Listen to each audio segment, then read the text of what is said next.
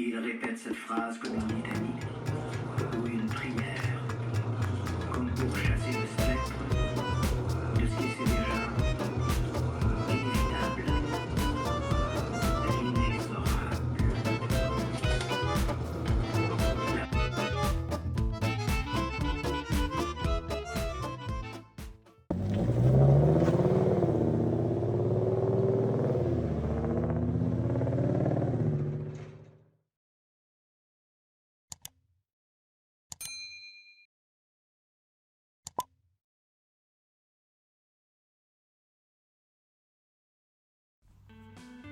Bienvenue dans le 6e épisode de la restauration du Land Rover Discovery. Aujourd'hui, on va s'attaquer au rocker externe, essayer de rendre le tout étanche et que surtout la porte puisse fermer. Puisque quand j'ai démonté le plancher, il n'y en avait plus de plancher, donc je ne sais pas si la porte va fermer à nouveau. Donc ça va être le gros défi. Pour le moment, j'aimerais faire les deux, avant-arrière, mais dépendamment de combien de temps ça va prendre, il est possible qu'on voit uniquement le plancher arrière, ce qui pourrait... ce serait largement suffisant. J'aimerais avoir un épisode d'à peu près une vingtaine de minutes pour faire quelque chose de plus condensé, plus propre, avec plus d'avancement. Vous excuserez le manque d'audio au niveau des caméras, tout simplement parce que, comme un con, j'ai filmé avec des vidéos YouTube en background. Donc, je travaillais, j'écoutais de la musique ou des vidéos YouTube. Donc, je ne peux pas utiliser l'audio de toutes les vidéos. C'est pourquoi, ici, je mets une voix off, simplement parce que l'audio n'est pas exploitable. Donc, c'est l'intro, au lieu de faire un facecam, je le fais en voix off. Ça devrait faire largement l'affaire. Après avoir préparé les surfaces avant de souder, j'ai mis un primer époxy 1K. Vraiment un primer qui remplit vraiment tous les trous, tous les espacements. On n'a pas vraiment besoin de le nettoyer en profondeur. Il est vraiment conçu pour ça. Donc ça va permettre de limiter un peu la rouille pour pas qu'elle revienne, sachant qu'il y a déjà un rust converter en dessous. Ça devrait être suffisant. Et par la suite, dans tous les cas, dans tous les corps creux, il va y avoir de l'antirouille style cire d'abeille ou quelque chose du genre pour donner une protection en plus de l'antirouille que j'ai mis. Surtout que les tôles, ou du moins dans ce cas-ci, la tôle que j'ai mis n'est pas primée de l'intérieur. J'ai complètement oublié. J'ai légèrement travaillé hors caméra. Je vous ai fait quand même des images, là, un petit timelapse. Je sais pas encore comment je vais mettre ça en scène. Mais grosso modo, lui est soudé. Ça va être à nettoyer. Ici, j'ai pas réussi à le souder parce que ma soudeuse, je passe au travers même de la tôle neuve.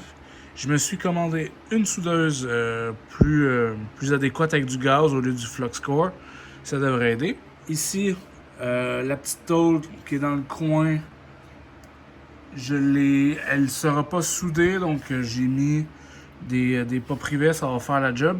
De toute façon, je vais toute la sceller avec de l'époxy. Ici, si j'ai mis ma tôle, je ne sais pas. Ici, on a cette tôle-là. La vie est bien faite, pareil. J'ai complètement oublié que j'avais cette tôle-là à faire quand j'ai mis les pas privés et c'est arrivé très flush. Donc elle va comme ça. Ici, il va y avoir un trou à boucher. Ici, cette tôle-là est extrêmement molle. Je veux pas tout de suite souder ça parce que j'aimerais encore essayer de trouver cette partie-là, si je suis capable de le couper puis de ressouder un morceau. Ce serait vraiment idéal parce que on le voit même à la caméra, là, il est extrêmement mou. Donc, j'ai encore espoir de le trouver. Je le fermerai pas tout de suite. Donc, ce côté-là est à peu près fini. Il va y avoir ici à nettoyer. Ici, le problème que j'ai, c'est que je pourrais pas mettre la tôle au même niveau qu'elle à cause... Lui est déjà plus bas. Il est plus bas d'à peu près un quart de pouce. La botte qui est là, je pense que si je mets de quoi au même niveau, j'y arriverai pas. Si je mets de quoi ici... Oh boy! Ben, je pense que je la clear. Faut que je réinstalle la ceinture de sécurité, voir si oui ou non c'est éclairé, parce que je sais pas comment il est fait le truc. Mais ce serait quand même beaucoup plus simple. D'après moi, je le clear. Probablement. Donc, c'est ça qui est ça pour la deuxième journée de cet épisode. Je reprends la route demain, donc je sais pas si je vais avoir le temps de faire autre chose. Ça va être à voir. Là, en ce moment, il est 15h. On est dimanche le 5. Ouais, dimanche le 5, 15h. Il me reste encore un petit peu de temps. Je vais peut-être essayer de nettoyer ça ici. Ce serait un bon début parce que je dois le nettoyer jusqu'en haut. Je veux vraiment essayer de le sauver, lui. Lui est encore solide. Donc ici, il est un peu mou. Faudrait que je coupe la tôle du bas puis essayer d'y en remettre. Mais comme je disais, j'ai commandé une autre soudeuse. Parce que celle-ci, en Fluxcore, même sur une tôle neuve, je passe au travers. C'est peut-être moi qui est vraiment poche, mais j'ai demandé conseil puis on m'a dit tout simplement acheter une soudeuse avec un mix de gaz. Ça devrait aller beaucoup mieux. Donc on continue, on lâche pas.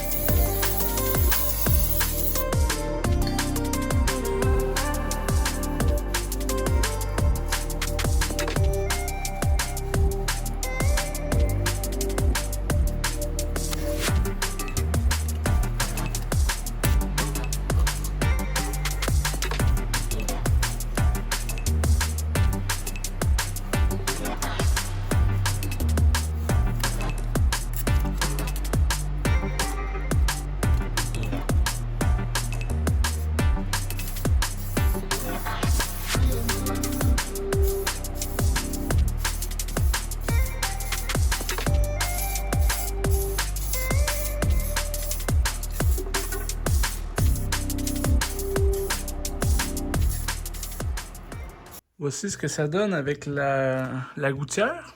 Je sais pas si c'est ça le bon nom, mais dans le fond, ici on a le joint de porte qui va venir se poser ici. Donc c'est refait. Peut-être temporairement, je sais pas, pour l'instant il est riveté. Il risque de rester riveté. Mon problème étant que l'autre côté, j'y ai pas accès. Donc là je l'ai mis comme ça.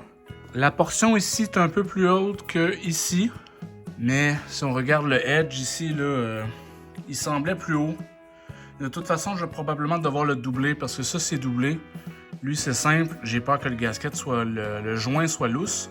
Donc, je vais venir le doubler avec un autre tôle. Puis, je vais venir pouvoir faire la jonction correctement ici. Là. Parce que là, ça, c'est du 18. Et ma paire de snip. Désolé, j'ai pas les termes français. Ça ici, ça coupe du 18, mais c'est pas extrêmement facile. Donc j'ai réussi à le trimer ici, mais ma doublure, je vais venir la faire en 20 ou 22. De toute façon, j'ai besoin du 20 ou du 22 pour faire ça ici. Parce que je suis complètement incapable de trouver le morceau, donc je vais devoir le faire. Puis du 18, c'est pas assez malléable pour que je puisse venir le... Ça va être artisanal, ça, morceau par morceau, mais j'ai pas réellement le choix. Donc j'ai besoin anyway d'avoir du 20. Fait que je vais venir y faire une doublure un peu plus mince, un peu plus malléable. Je vais pouvoir vraiment faire le coin plus proprement. Sinon, à l'intérieur, il reste un trou ici. Ça va être époxy tout le tour ici. Là, pour l'instant, ce plancher-là va être fini. Ici, je suis toujours à la recherche d'une aile parce que c'est pas très solide. Donc, je suis toujours à la recherche d'une aile pour venir remplacer ça. Encore une fois, c'est introuvable. Donc, je ne veux pas le terminer pour l'instant. Là, au moins, la porte va être réinstallable. Je ne la réinstallerai pas tout de suite, mais la porte va être réinstallable. Ça va être fait. On va pouvoir ensuite se concentrer sur le gros morceau. Donc là, ce qu'on va faire, c'est qu'on va venir appliquer un scellant au pinceau sur toutes les soudures, sur tous les joints, pour s'assurer que ce soit étanche. Puis il va y avoir un joint aussi de silicone plus épais dans le coin un peu plus tard. Je dois faire l'intérieur ici aussi, le cap que j'ai mis. Là. Donc c'est ça qui est ça. Ça avance. Je mets un peu moins de séquences vidéo. J'aimerais ça faire une vidéo que ça avance pour vrai, pas juste une vidéo 35 minutes en train de grinder. Donc j'essaie d'avancer hors caméra en plus pour essayer de vous donner un update un peu plus des avancements sans nécessairement vous saouler avec 1 heure de nettoyage. Puis donc vous me direz ce que vous en pensez. J'essaie juste d'améliorer le format.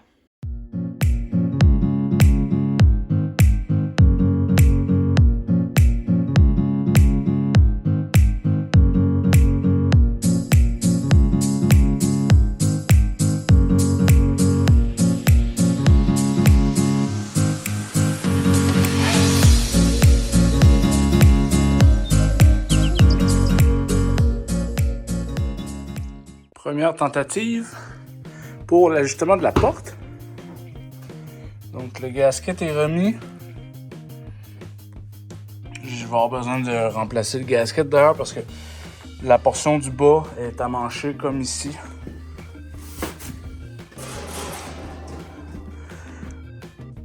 La rouille est restée dedans.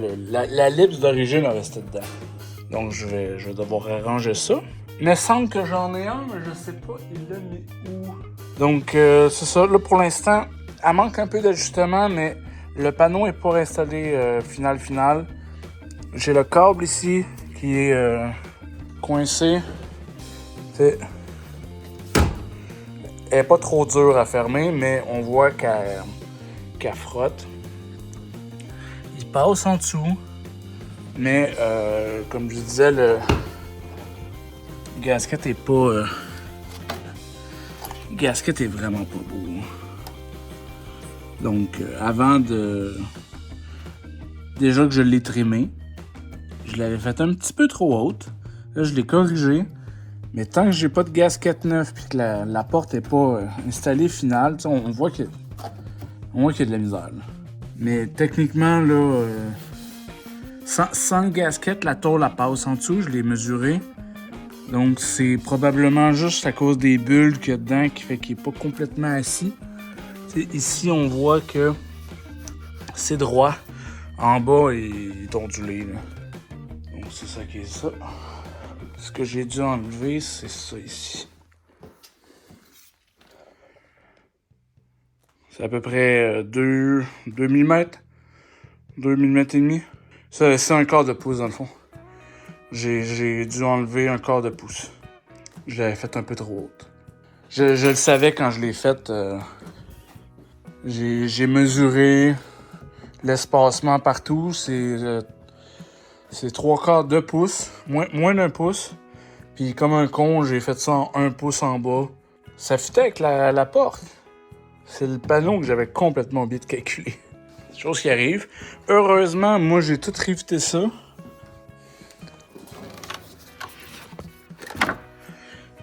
T'sais, elle est rivetée.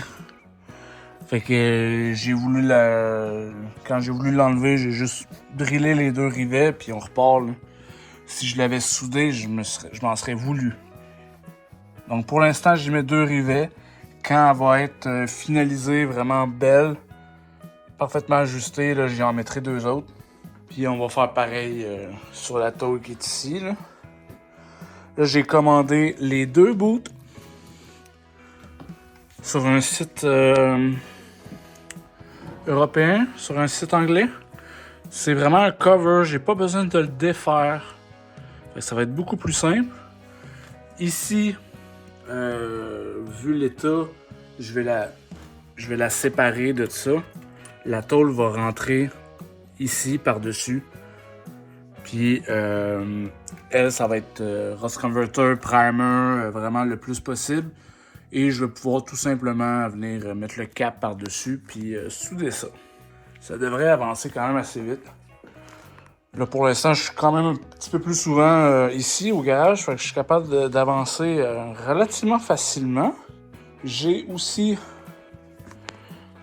nouveau processus de soudage avec du gaz mix parce que j'étais au FluxCore. Donc, il y a un gaz de protection dans le fil et c'est pas merveilleux. Et j'ai commandé cette nouvelle soudeuse-là. C'est une marque Bâtard, c'est la même marque que j'avais avant. C'est juste qu'elle est complètement ajustable. Puis elle est compatible avec le gaz. Fait que je vais pouvoir connecter ça ensemble. Puis ça devrait faire de plus belles tacs. Parce que sans gaz, ça chauffe un peu trop. Puis oui, c'est complètement le bordel. J'ai fait le ménage hier. Ma table était vide. La preuve que ça dure pas très longtemps. Donc sur ce, fin du 3e jour, 4e jour. Je sais pas, je me rappelle pas à partir de quand j'ai commencé à filmer, mais fin du 4e jour. Si tu t'es rendu jusque-là, bravo. Surtout, n'oublie pas de t'abonner et de liker la vidéo. Ça m'aide énormément. Je voulais dire un énorme merci à ceux qui se sont abonnés récemment. Je pensais d'abord faire les 2 planchers, mais finalement, je vais faire seulement le plancher arrière dans cette vidéo. On va se retrouver pour l'épisode 7 avec le plancher avant. Dans tous les cas, je dois recevoir les boots avant de pouvoir poursuivre, donc on va s'arrêter là pour cette fois-ci. Un énorme merci.